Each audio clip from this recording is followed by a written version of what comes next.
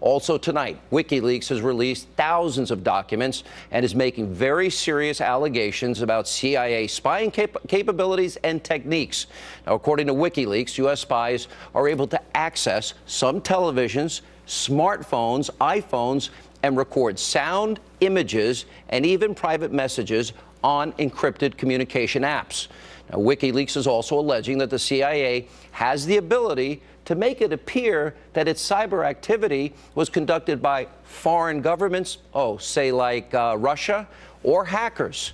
Now, the group explained further in a press release. They said, quote, the CIA's Remote Devices Branch Umbrage Group collects and maintains a substantial library of attack techniques stolen from malware produced in other states, including the Russian Federation.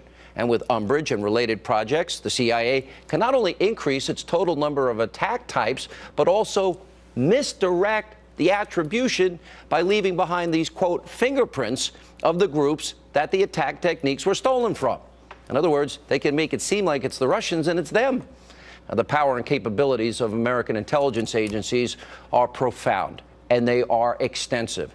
And if all of this is true, what that means is a possibility that an operative working on behalf of the former president and other left-wing activists are trying to sabotage, delegitimize President Donald Trump. After all, why did the leaks happen as soon as Obama left? Until we get answers, we're going to keep asking these questions. Here now is Circa News National Security Correspondent Sara Carter. Sara, do I have all that right? Is that a good summary? Yes, it was a great summary. There was one little change that just happened right before I came on your show, Sean. And what was really interesting, John and I spoke to some very senior U.S. officials. They clarified this. They said there was a FISA warrant in October that was looking at the overall Russian hacking investigation, but that the FBI, when they monitored the server, Trump Tower, it was actually located away from Trump Tower. It wasn't under the FISA. They did normal strategic type of FBI investigations that didn't require the FISA. So they went into the server, but they did not use the FISA to do that. They did have a FISA, however, in October at the exact same time as this investigation. So there are two instances now of spying. Two. Yes, wow. 2 instances. So this is completely new evidence. And remember, we all thought, and everybody had reported, that the server was inside Trump Tower. The server was not located in Trump Tower, according to our sources. With the second issue warrant, whatever the FBI was doing, was that in Trump Tower? That's what we don't know now. Because now that opens up a whole slew of questions, the questions you just brought up in your monologue, right? So those questions need to be answered. But what we do know is this. The people that were investigating Trump's server, they said that the FBI did not look into emails, they did not listen to his phone calls, and that they found no evidence at all of any type of crime associated with Trump business. This is important what you're saying. The news media in this country has repeated this narrative that the Trump campaign were colluding with the Russians to undermine the electoral process. You're saying that you're reporting and look, John Solomon's worked for AP for what, 20 years, and you both worked together at the Washington Times, credible news organizations. So what you're saying is they found no evidence at all whatsoever of any collusion between the campaign and the Russians. True? Absolutely true. They found no evidence of that. In fact, when we spoke to our sources who had direct access to this investigation, what was happening with the FBI, they didn't even find evidence of collusion with Lieutenant General Mike Flynn, which is interesting because even when those leaks came out and they were referring to the Logan Act and everybody saw this as part of a broad... Yeah, they thought this was part of the original investigation into Russian hacking and now President Trump. It wasn't. It was completely different. It was a completely separate incident, and the leak came out anyways. It was monitoring of Russian assets. And that would be a felony as defined by the Espionage Act, as I understand it? That is absolutely correct. And as you know, the Inspector General at the DOJ is now investigating both the FBI and the Department of Justice. Very important. I want to stay on this story because we only have limited time. There's too much information in your piece and your new discovery. So you have confirmed that the FBI found no evidence of any collusion whatsoever. Nothing. Number two, Absolutely. you have confirmed that they did get a FISA warrant in October in the weeks leading up to the election. Correct? That is correct. And that is correct. And they also got somehow another warrant that allowed them to look into the Trump campaign. We don't know what the nature of that was.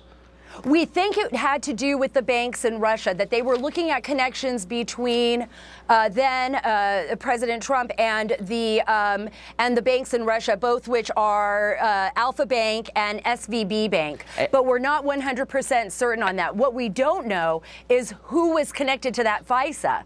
What was that FISA looking at? And that is very highly classified. Nobody wants to talk about that particular FISA right now. They said it did have to do with the Russian hacking on a very broad level, but it didn't hone in directly on Trump, is what I was told. And the bottom line, too, is so far they found no collusion whatsoever, which I think is really important. And, you know, we don't know the degree to which, if they went to a server that might have been off-site, but it still took in the information from Trump Tower, then Donald Trump it's seemingly technically right.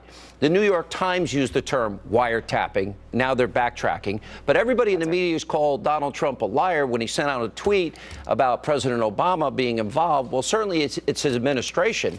And maybe, I don't know exactly how you call a wiretap. Does it have to be a phone call? If the government's looking into one server, can't you say they were tapping into it? Because that's how I would define it.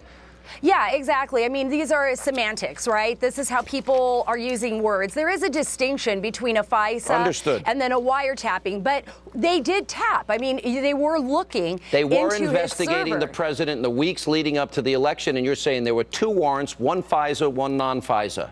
Correct. Okay, so now did they find anything at all? Anything at all?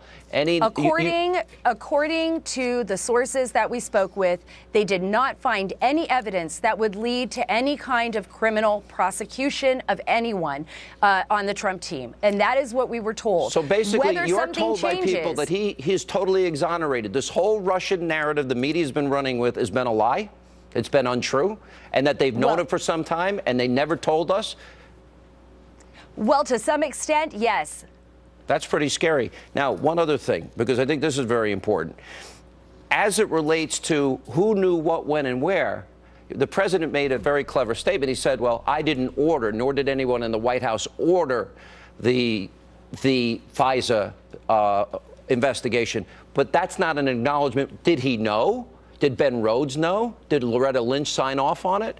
Did Valerie Jarrett know about this? Did Dan Pfeiffer? In the middle of a campaign, you have a sitting president with the power of the intelligence community looking into an opposition candidate in the weeks leading up to an election? Does that seem like something that is appropriate? Were there lies told to gather that FISA approval? Do we know if there was an attempt to get one in June, for example? Well, what we know is that, according to our sources, there was really no attempt to get one in June. Now, that's what they said. We don't know that for fact yet. But what we do know is that in October, it was very interesting. Harry Reid came out and said, you know, there's going to be some explosive Hillary Clinton tweeted it out a week before the election. Hillary Clinton tweeted that out. So people were getting a whiff of this, and we believe that people were briefed on this. So this is when everything started. And this is what these intelligence officials are telling us. Look, this has become highly politicized from October all the way through January with the removal of General Flynn from the NSA. You know, this has become so politicized that they're watching this in horror, and they wanted to set the record straight. I have one last question. We did learn from WikiLeaks that the CIA uses stolen malware to give attribution, if you will, to cyber attacks to other nations. In other words, they leave the fingerprints. They could do the job and leave the fingerprints and say, oh, it looks like the Russians did it. Is that possible that that happened here? I mean, that's something that we have to investigate. I have no evidence of that, but they are capable. They are capable, and so are other intelligence agencies. Thank you for your great work. We're going to continue to follow this, get these questions answered.